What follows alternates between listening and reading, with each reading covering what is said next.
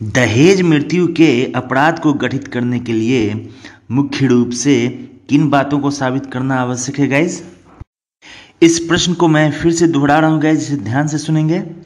दहेज मृत्यु के अपराध को गठित करने के लिए मुख्य रूप से किन बातों को साबित करना आवश्यक है। इसको साबित करने के लिए गाइज यह आवश्यक है कि दहेज की मांग किया गया हो, मांग को लेकर मृत्यु से ठीक पहले मृतका को परेशान किया गया हो। कंसराज बनाम state of Punjab AIR 2000 SC 2324 के बाद में यह निर्धारित किया गया है गाइज।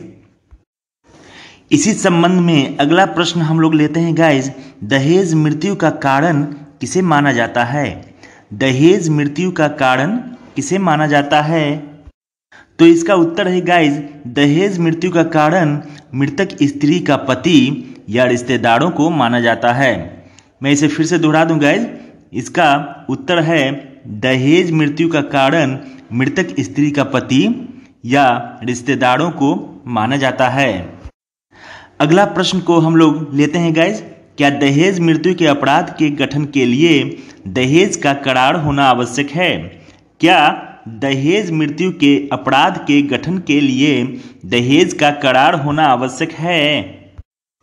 पवन कुमार बनाम state of Haryana AIR 1998 SC 958 में यह निर्धारित किया है गाइज, नहीं, दहेज मृत्यु के अपराध के गठन के लिए दहेज का करार यानी कि एग्रीमेंट, दहेज लेने का एग्रीमेंट होना आवश्यक नहीं है।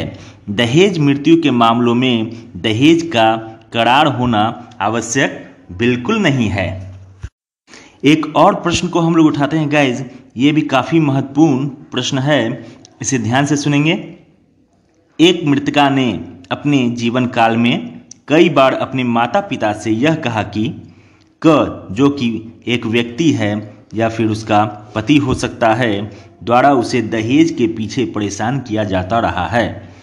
क्या क दहेज मृत्यु के अपराध का दोषी है, तो इसका उत्तर है गाइज, मेका रामास्वामी बनाम दासारी मोहन AIR 1995 SC 774 में यह निर्धारित किया गया है कि नहीं, क्योंकि इसमें दहेज की मांग तथा मृत्यु से ठीक पहले परेशान किए जाने का कथन नहीं है।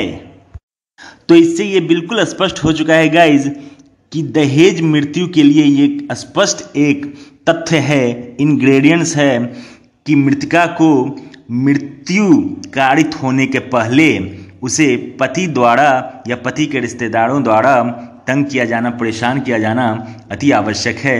यदि पति या उसके रिश्तेदारों द्वारा उसे परेशान नहीं किया जाता है तो वो दहेज मृत्यु के कैटेगरी में नहीं आता है।